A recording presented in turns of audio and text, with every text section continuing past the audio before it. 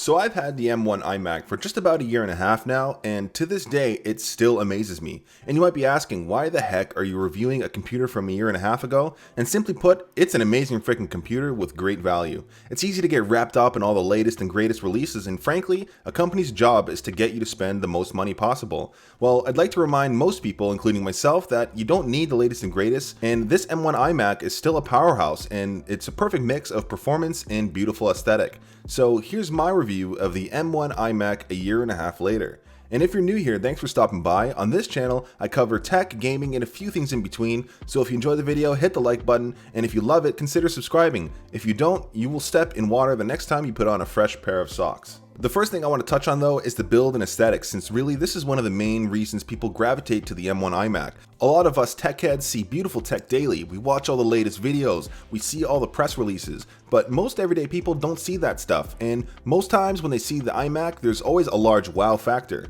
Every single time I have company over who hasn't seen it before, they always mention how nice it looks, and I can easily agree. I'll always remember my in-laws asking me where the actual computer is because they thought that this was just the screen itself. The iMac is impossibly thin and light, and it's definitely built to look like a part of your home versus an actual computer. The color on the front end is soft and muted, while the back end is beautiful and deep. We have the blue version, but it also comes in many other colors to suit your space. I just wish you'd have a chance to see the back more often. And the fine detail is in the color matched keyboard, mouse, and cables. Even the power cable is a braided color matched cable, and I appreciate it's literally just one cable to plug and play this whole system.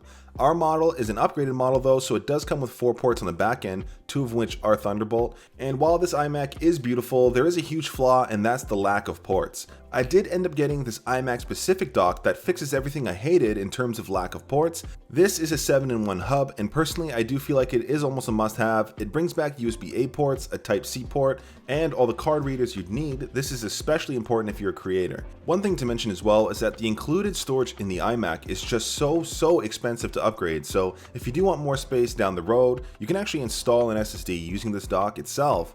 It also matches the color of my iMac perfectly, so it blends right in. The dock alone with an SSD separate is way cheaper than upgrading the SSD storage itself, so this one's a no-brainer. I'll have this one linked down below in the video description, but in terms of value, the iMac is still rather pricey, coming in at $12.99 at the base point, but in terms of value, it's actually still really competitive, especially if you're building out a whole new computer setup that's Mac. Of course, you can always build out a Mac mini setup, but when you factor purchasing actual high-quality items, the iMac seems more and more like a great buy. A 4K display can be expensive, a webcam, a microphone, a set of speakers can all be really expensive, especially if you're looking for good quality ones. That isn't to say you're not still paying extra for a premium product and experience with the iMac, but getting an all-in-one solution is just an easy way to set and forget. And if you're thinking that's crazy, I would just build my own setup, it's easy to say that this iMac isn't for you. And talking about the display though, this is one of the best displays anyone might see, especially if you're not a techie. The display gets super bright with vivid colors, and while 24 inches may or may not sound like a large display, the scaling options in the settings really allows you to play with how much screen you want your programs to take up. For me, I scale everything super tiny since I love having multiple smaller windows, but for a 4.5K display, this really does look incredible. And love it or hate it, the white bezels on this iMac are definitely a welcomed addition for me. They almost seem to disappear whenever you're focused on what you're working on. And while this all-in-one computer is marketed as the in-living room everyday user and family Mac, that doesn't make it any less powerful. To be completely straight, this iMac is really powerful. Apple has since released their M2 chips that haven't made it to the iMacs yet. However, even that was only a marginal increase over the M1 iMac, and even this 4K video right now that you're watching was edited on this iMac. When it comes to everyday use, everything is absolutely snappy, and rarely do you see the Mac beach ball of slowness. From editing to even the casual game, this really does cover most bases. If you are a gamer though, you're likely not buying this Mac to game, but for the compatible titles, it does perform extraordinarily well. And macOS is always a breeze, especially when it comes to continuity between devices, from iMessage to Notes, and everything else is just seamless. The only thing I think lacking out of box is just the SSD storage. I use Clean My Mac X to get rid of junk and keep my storage clear, but even 512 gigs on my system gets eaten up really quickly.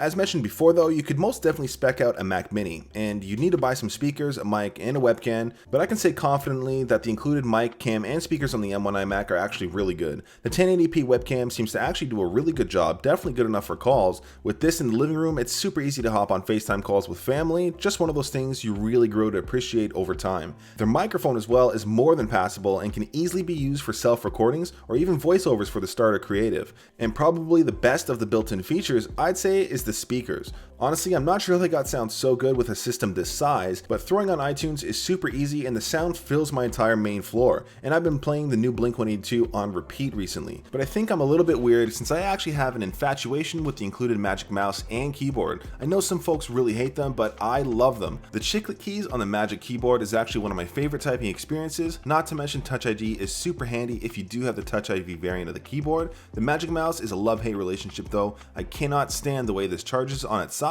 but apart from that, I really love using it and the gestures are sweet. Plus, they color match everything with the iMac, which is definitely a nice touch.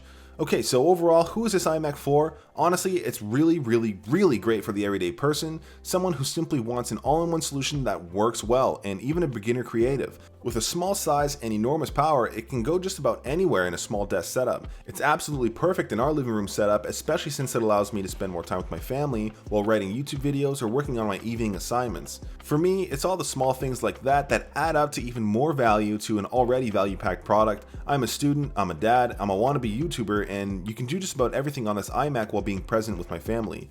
Anyways, I appreciate you guys sticking it out to the end. Be sure to check out the base dock from Minisopuru. I'll have this link down below in the video description. If you enjoyed the video, leave a like. If you loved it, a sub goes a long way. Anyways, that's been it. Thanks again for watching. Till next time.